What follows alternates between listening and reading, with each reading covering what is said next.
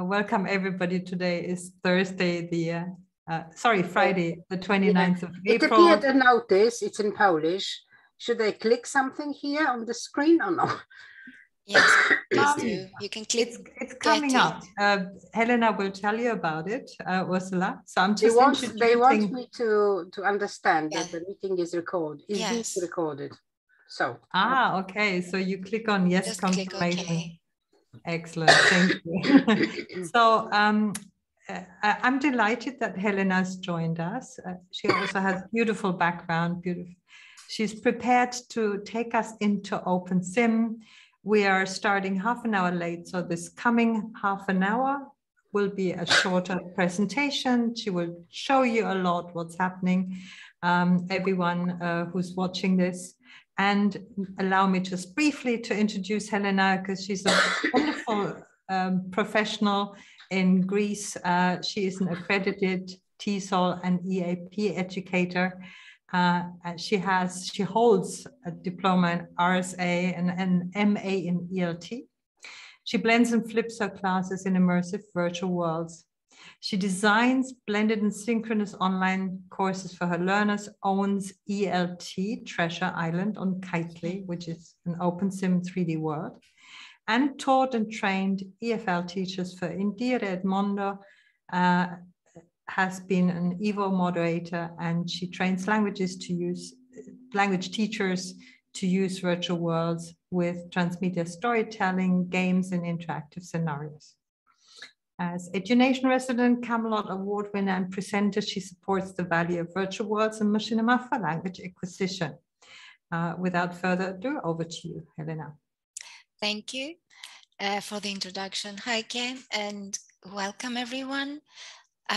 Previously, Ursula, you said that you mainly have live lessons, face-to-face lessons, and you wondered what the connection is between a live classroom with physical appearance and a virtual world.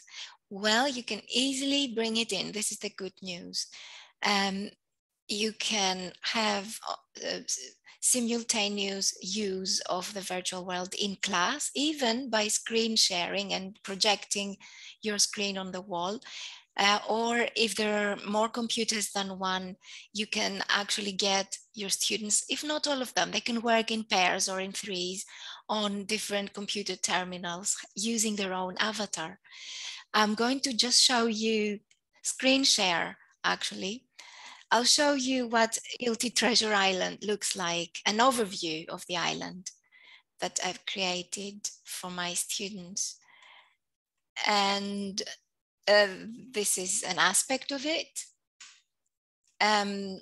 There's a lot of different buildings here, and each one of them is associated either with a particular student or with a particular interest of the student.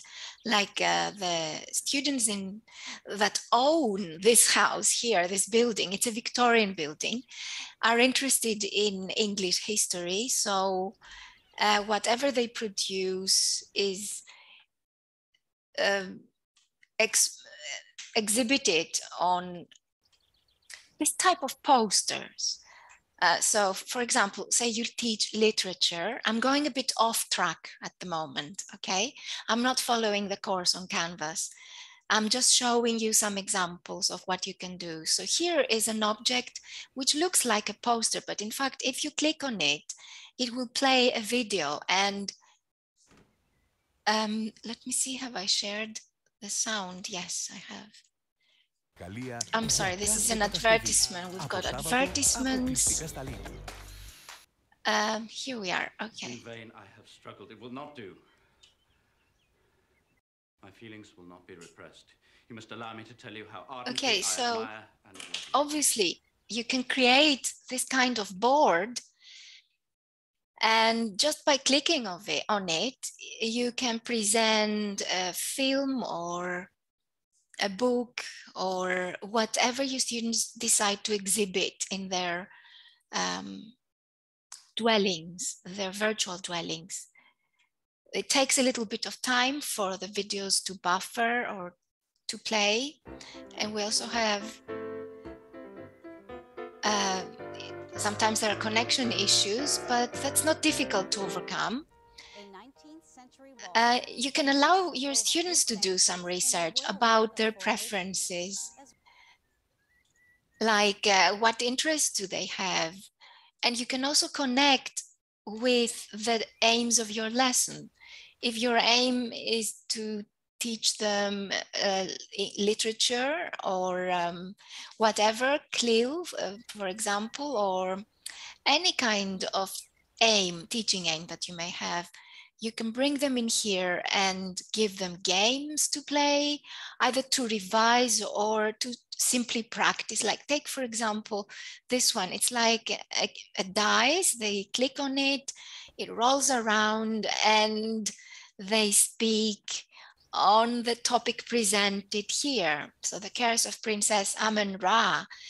And this was connected with a particular lesson a student had prepared about the Titanic. She wanted to take examinations, language examinations for certification. And she was a proficiency student, and she thought that, it's very interesting to present the story of the Titanic. So this is like,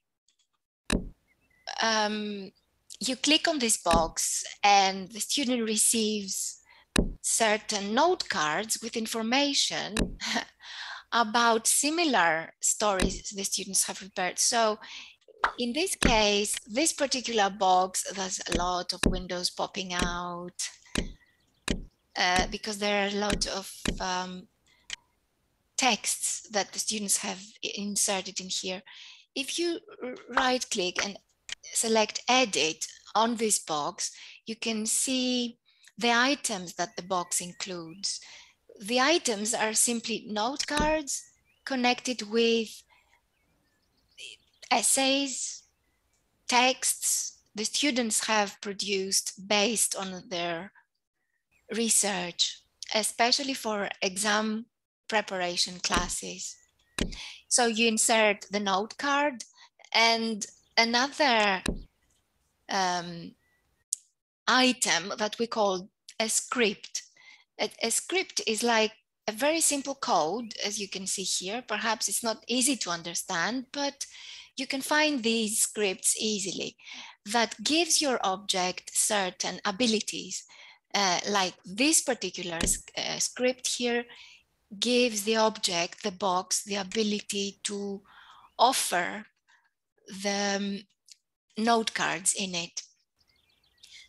The other cube here that we looked at behaves like a dice. So we gave it the rolling dice script for it to move around like a dice.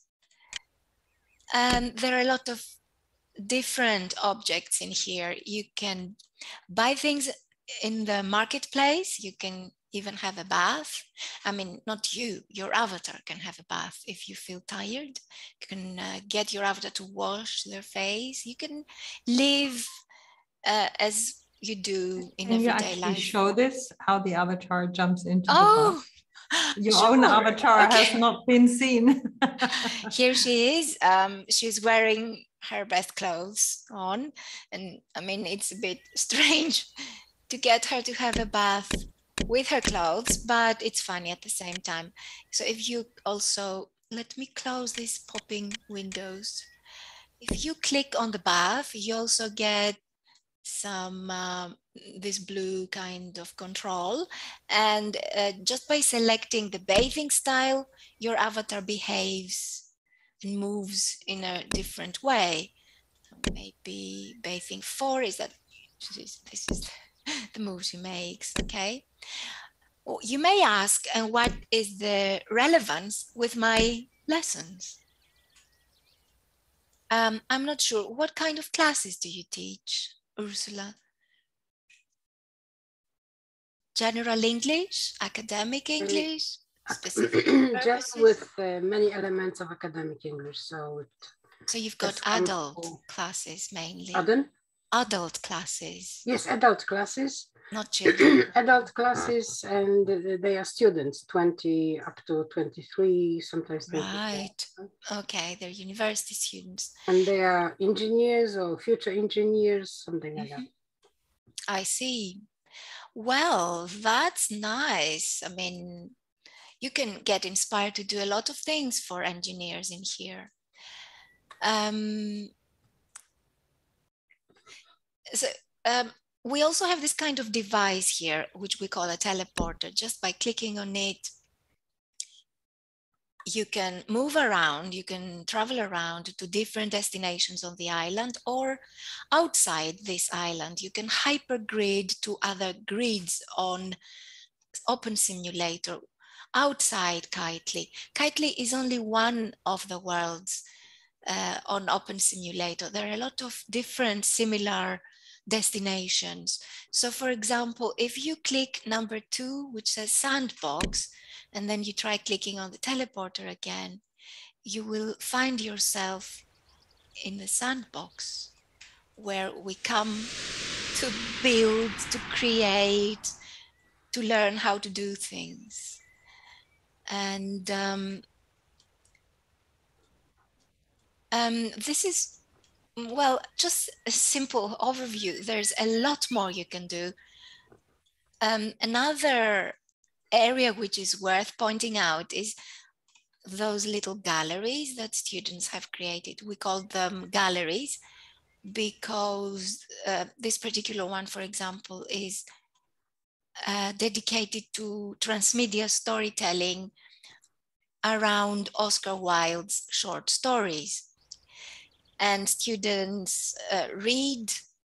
Downstairs we have books which you can click on, and you can get either a hyperlink to the browser where you can, let me share what you can see. You can actually, you can read The Happy Prince written by Oscar Wilde. Your students can read it and they can, you know, I mean, it's a long text obviously, but there is a reference point online. They can find different material. So they come downstairs, they read, they create their mind maps, and this is all based on the books, the short stories, as I said before, written by Oscar Wilde. And they connect all their work with podcasts online, with storybooks, with mind maps. There's a lot with the galleries online, and of course with what we call Machinima.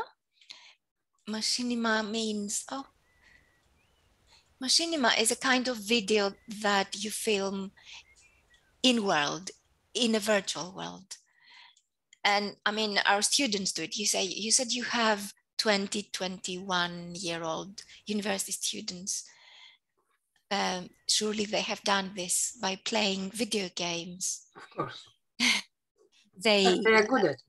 Yeah, they make Machinima all the time. They're very good at it. But only few of them are able to create their own game. But usually it's based on the games that they already know. Of course. Yes, they're comfortable. They are not that creative, right?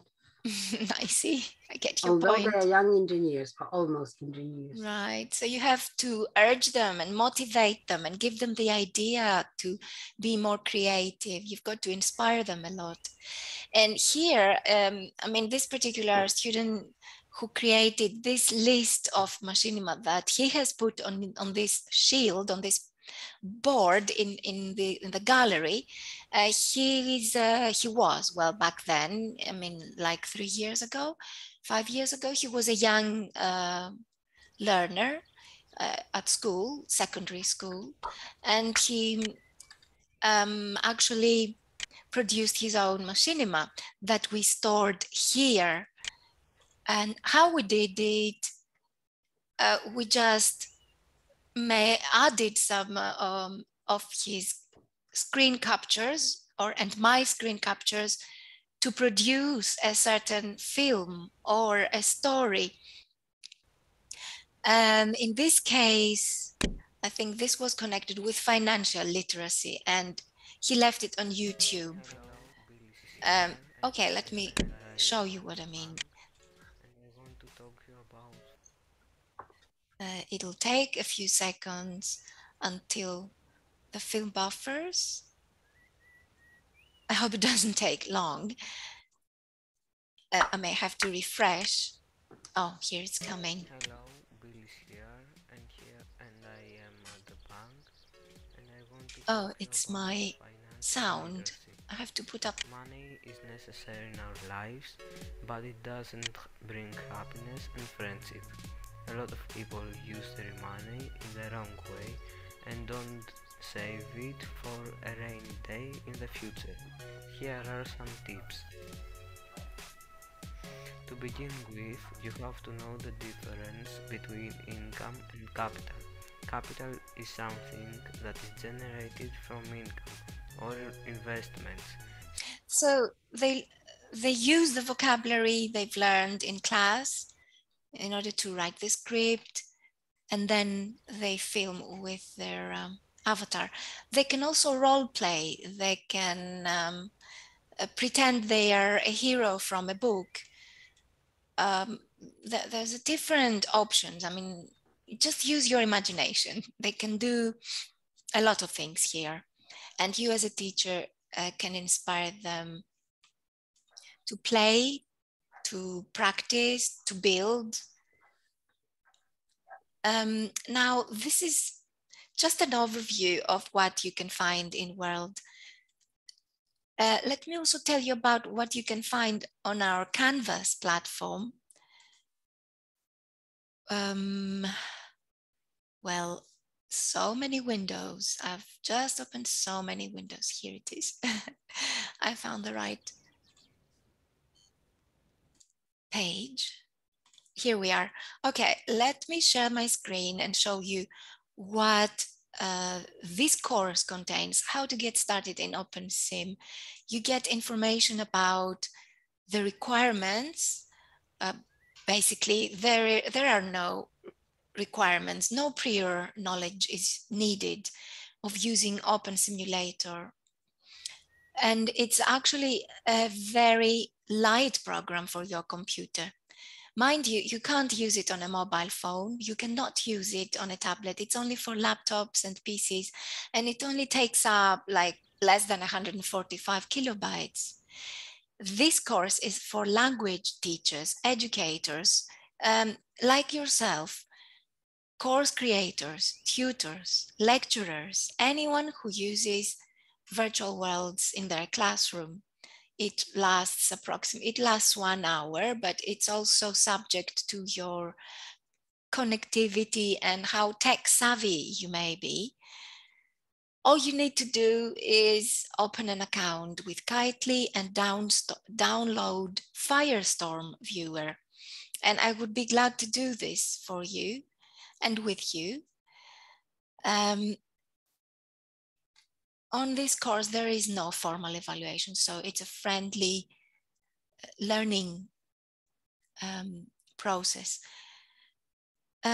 We give our course participants step-by-step guidance, and we are constantly present to support them with any technicalities they may have. And there is some information about why and how to use OpenSim, and then we teach you how to use certain functionalities, certain affordances as we call them. Like, for example, teleporting, moving from one place to another, finding market resources which are free and you can use in class, uploading a snapshot, customizing your avatar, and changing the appearance. You can even turn into a machine. You can turn into an airplane or a rocket. I don't know, have you thought how you would use a virtual world for your own circumstances, for your own classrooms?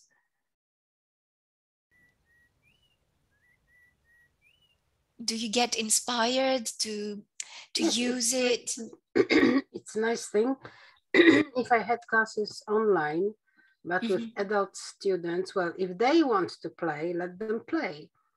But actually, sorry, I must. Oh, you've got to go. Okay, actually, let me point out that it's not about playing only, although games are a form of learning, and there's definitely a whole educational process behind games. But using virtual worlds is about learning, basically learning through doing. And in the case, for example, of an adult class who have specific purposes to cover in English, then it would be easy to learn parts of a machine, for example, or an engine. And you can teach them about, they can actually watch the process of doing things with the engine that they are educated about, or they are trained on. Maybe the ins and outs, vocabulary associated with particular tools that they use as engineers or as civil engineers. They can even pretend that they carry out tasks at work as engineers or in any other profession. I see we also have Giselle with us. Giselle, can you hear us? Are you with us? Yes, I am. I have to do something. Okay, Ursula. All right. We're just wondering if Giselle yes, can hear. It would be a great idea, but I don't have enough time to create something new for each group. Yes. I see. They have different levels. More or less, it's B2, more or less. I see. That's but we're not doing all the time the technical stuff. If they did it, because they are very technically oriented, unlike me, then we could play it. But to do it for me, I don't feel like, okay, I'm not a technical oriented person. I just do it because I have to. So as engineers, what does their syllabus cover in English? This is an extraterrestrial that has just landed on the island and he's happy to be here. His spacecraft. But we are not teaching only technical English. Okay. I see. So you also teach them general English as adults. I don't teach them technical English. I see. So they have to do a technical presentation and the summary of a technical text. And some of those texts we do from course book are popular science. So they're from different fields of science, like medicine, like transport, things like that. So it's not strictly technical. So it's more or less general English. More general with some elements. And there are also some elements of academic English. Okay, I see. Oh, well, you do need some training in order to come into a virtual world, the truth is. Yes. And a lot of inspiration. I would say more inspiration helps, and curiosity to find out a little bit more. And you don't have to base, I mean, it can even work with beginners, complete beginners, who have no idea about this particular technology. They just know how to move around. You can simply learn how to teleport or how to sit just by pointing on objects and right-clicking, for example. You get all the controls you need in order to do things like, for example, you can change your avatar appearance. I don't know if I should try this. You can dress your avatar as anything, a machine, a ghost, a gladiator, an animal, anybody, even a prince or a dragon. And that helps carry out dialogues, really, in class. I would like to close that window. Right. Would you like to ask any questions yourself? I know I didn't, yes. I haven't presented. How much time does it take you, or did it take you, to prepare this video. Yes.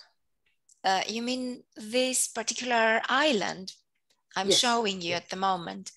Yes. Ursula, to be honest with you, it's a gradual process. And it's not only a product by me, but a lot of students have contributed. For the production stages of their lessons, for example, for revision, for extra interest that they may have, they contribute something. It could be, as I showed you, a text about their favorite book or research they have carried out. It could be information about their favorite painting, like this student here. His interest is a lot into art and he likes the environment. Also, he has this corner about strange events in history, mysterious characters. For role play, it is very useful, Giselle. Yes, absolutely. It's the ideal location for role playing, for fun fiction. Your students can create their own stories from scratch, from nothing, or they can respond to famous stories that they've read in English or in any other language. Giselle, are you a language teacher too? Let me see. Giselle is using the chat. You're a language teacher. And do you teach general English or specific purposes? What's the level of education you teach? Academic. Have you used virtual worlds before?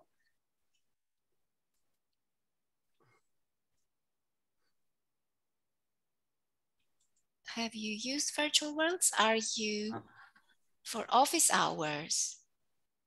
What do you actually mean? I'm not sure. Office hours?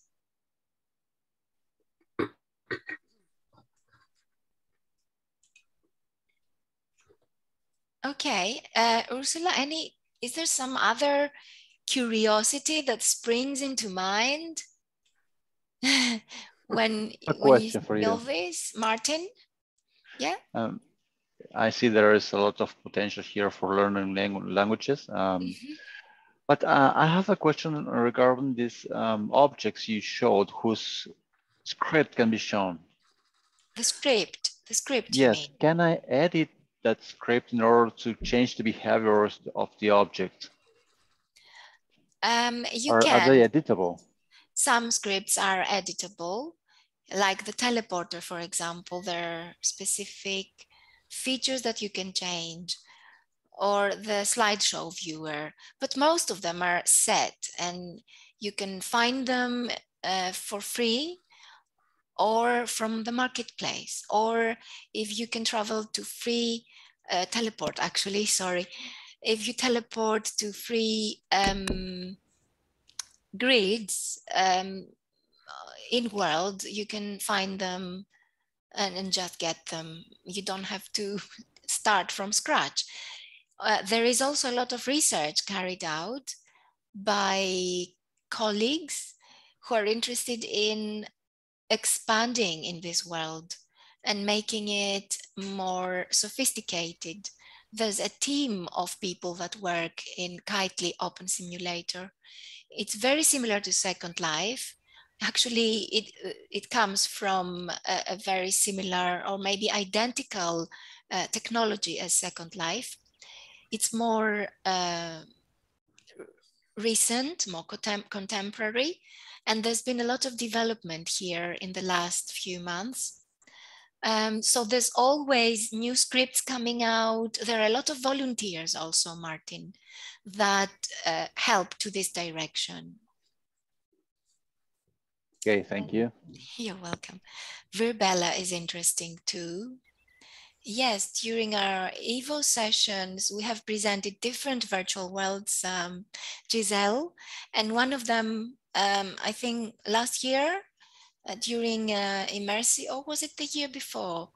Immersive storytelling, or don't get me wrong, my memory fails me sometimes.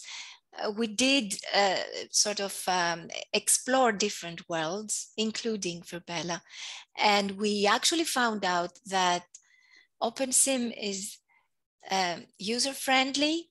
It was voted as the best virtual world, the most user-friendly, the most practical, and also why I personally prefer it is because you can bring your younger students in here and they can practice safely as long as you change the settings of the world.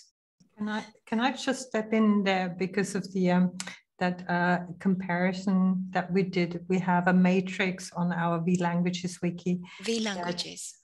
We compared some 20 3D solutions with a team of about 100 language educators during a 5-week workshop. And we came to a kind of a ranking in popularity and ranking also. We used a voting tool in the end of the day. We created the matrix according to, well, which 3D solution is user-friendly, is safe for people, is interactive, supports voice over IP, etc., etc. So there were approximately 10 or 12 criteria that we looked at and compared all 20 solutions with each other in that respect. And then in the end voted, and OpenSim came out as the #1. That's right. Just on a side note, Helena, we've got officially starting now the Flash presentation. Okay. We have no, it's not, which means that you have another 15 to 20 minutes that you can take, because the Flash presentations is a number of presentations, and Ben is here to present later on his ELT songs. We only have one Flash presentation presenter, so that's why you can spend another 15, 20 minutes, 25 minutes on this. Ooh, if you like to catch up on the time we lost earlier. Okay, lovely. Thanks so much. I wonder if I should start sharing my Canvas scene. Giselle, have you, I don't know, have you happened to download Firestorm? Firestorm viewer, I don't know, have you heard what we can do here? No, all right. I know it's going to be a bit of a challenge to download. Let's look at some frequently asked questions on the course, on the Canvas course.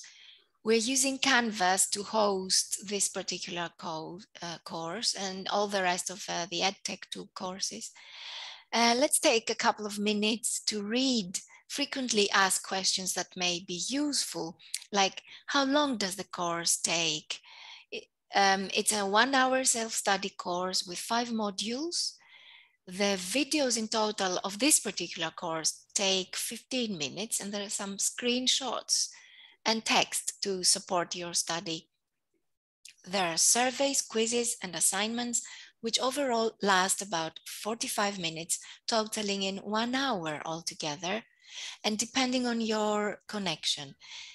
If you have questions, some people may want to know, if you have questions or technical difficulties, can you contact the course creator? Yes, I am available, and you can use the inbox or my contact details at the on the homepage.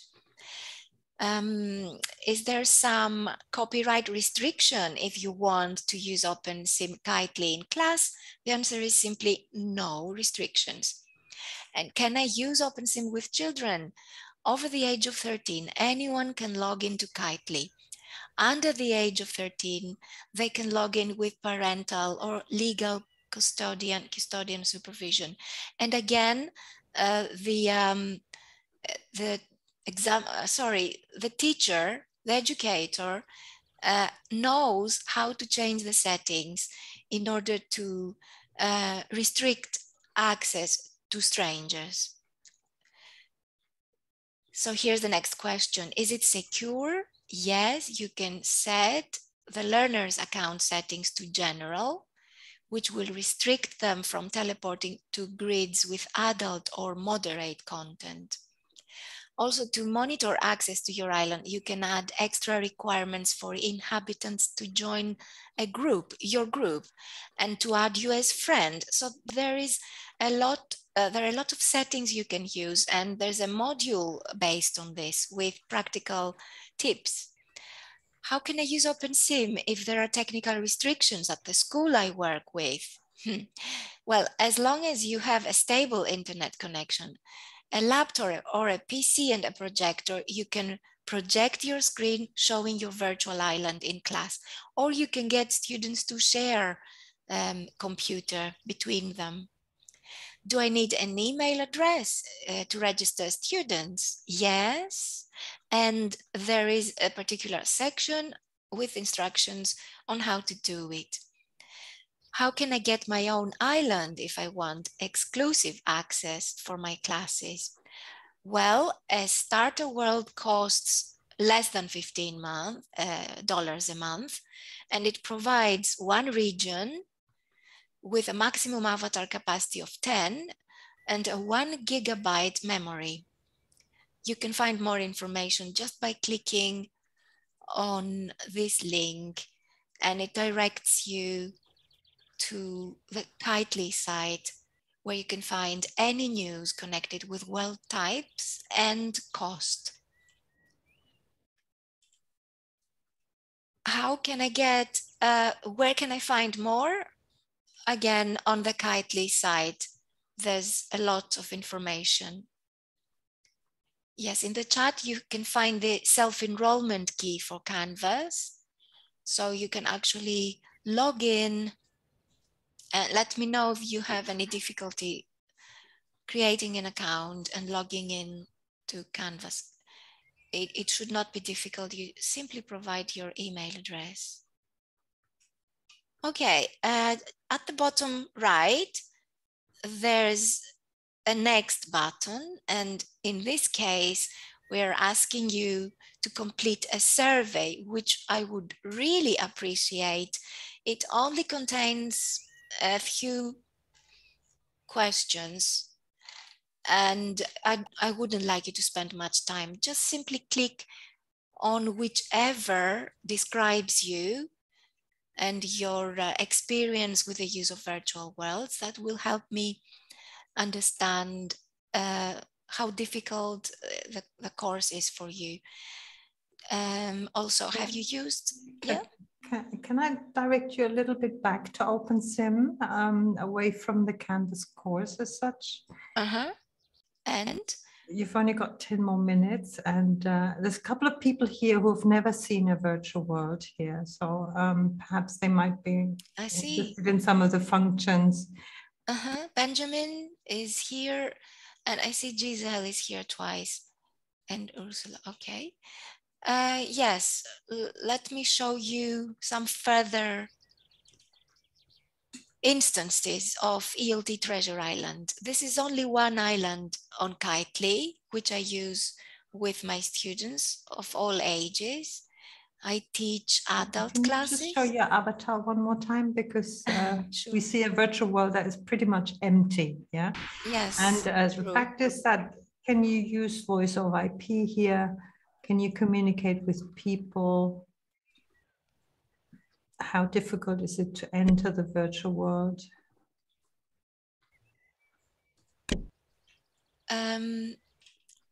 It is not difficult to enter Kitely. You just simply need to download Firestorm Viewer and open an account on kitely.com. You can travel around and different grids. Is that free? It is free to make an account, yes, unless you decide to have your own land here. Otherwise, it's absolutely free. I just gave you some information, and you can find more on the Canvas page about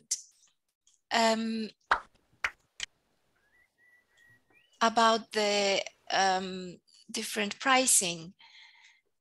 Let me see. Giselle, the link where you can find, I'm sorry, where you can find information and create an account first is kitely.com. So that's the first step, okay? Create an account using your email address. Please do not use your Facebook. Could anybody just like walk onto your island and see and visit you there, Helena? Or well, this particular island is actually locked for safety reasons because there are young students coming in. So I have set the settings to general, which means that this region is not for adults. It is protected. Also, in order to be able to log in to ELT Treasure Island, you need to be friends with me first and to join our group, which is called ELT Learner Factor. I have actually set the settings. That's the name of the group. It's in the chat box. Well, you can have your breakfast here and chat, or your students can chat depending on what your lesson aims are. And the most important thing is that you can get them to create, to build. They can live in here. Yes, they can. They can live as themselves, or they can live as different characters. Let's see what other destinations we have. If they want to live, for example, as Alice in Wonderland. This is interesting that you mention it, that the student or the learners who do not have to pay for entering this virtual world. That's right. That they can build. Is it that throughout Kitely or OpenSim regions, other than Kitely, you can build wherever you want to go? Like Minecraft, for example. There are certain sandboxes where you can build, if this is what the question is about. Yeah. And saying that your learners can build on your island. Is that the reason you have an island?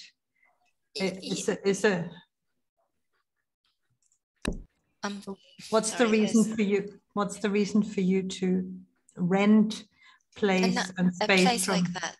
Yeah, and spend $15 a month on this region. Why would you do it? It's motivating, it's inspiring. It gets people, students, to actually look forward to having lessons in here or to visiting this place. And is it also that you can provide space for them, that they can build there?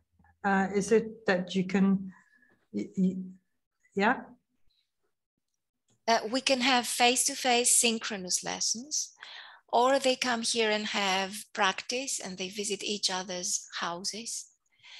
They can do some self-study. I mean, if, for example, they have free time, they go in, they know that this particular building, the Four Winds, is dedicated to anything to do with books,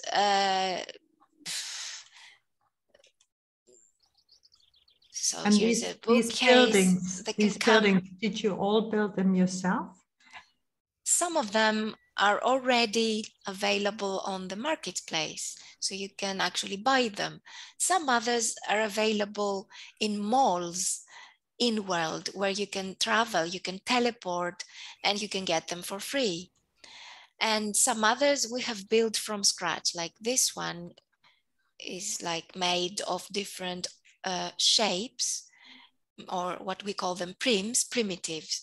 You can also import 3D objects from I'm trying to find an example of an imported tower. There's an imported tower somewhere from an online 3D, a special. I'm not sure I remember. I think it's this round one that's 3D. I don't quite remember. there are a lot of options. So you can either get students to build, or you can build for them, or you can buy, or you can get for free, or you can upload and then import from sites online like 3Squid or Free 3D Shapes, if I remember the name of the site.